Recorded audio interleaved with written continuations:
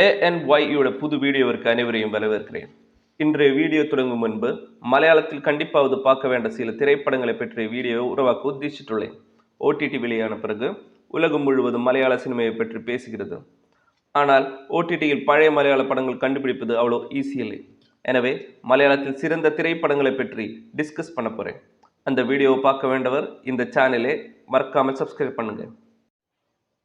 Welcome back to கதை சொல்லட்டும் episode. நம் கதாநாயகி ஒரு ஜூனியர் ஆர்டிஸ்ட். திறமை இருந்தும் பின்வரிசையில் தன்னை தக்க வைத்துக் கொள்ள நாயகி மிகவும் சிவரப்பட்டார். ஒரு முறை உள்ளூர் பணக்காரரின் வேலைக்காரன் நம்ம நாயிகாவை பார்க்க வருகிறார். இது பார்த்த டைரக்டர் நம்ம நாயிகாவும் பணக்காரனும் காதலிப்பதாக நினைக்கிறார்.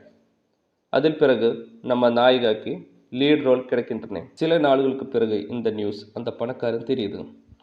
அதோட நிஜம் தெரிவதற்கு பணக்காரன் அந்த நாயிகையை பார்க்க போகுது.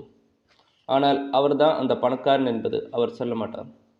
அங்கே மற்ற ஆர்டிஸ்டுகள் இருப்பதனால் நாயகி மீண்டும் போய் சொல்கிறார். அவர்கிட்டையும் நான் தான் அந்த பணக்காரன் காதலி என்று சொல்லுது. அதில் பிறகு நம்ம நாயகாவும் மார்வேடமிட்ட பணக்காரனும் ஃப்ரெண்ட்ஸ் ஆகிறார்கள். அப்போது தான் ஒரு ஃபங்க்ஷனுக்கு அந்த பணக்காரனை அழைத்து வருமாறு நாயகர்களிடம் டைரக்டர் கேட்கிறார்.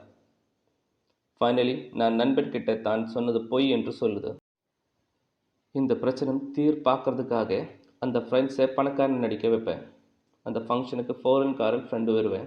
விழாவுக்கு வந்தவர்களுக்கு செக் எழுதும்போது நாயகி டென்ஷன் ஆகிடுவேன். ஸ்டாப், இது நம்ம கஜினி மூவியோட ஃப்ளாஷ்பேக் ஸ்டோரி தானே? இல்லை, 1986 பிரியதர்ஷன் டைரக்ட் பண்ண தீம் தரிகடத்தோம் என்ன மலையாள படத்தோட கதை தான் இது. இந்த படத்தில் நம்ம நாயகி நடிகை.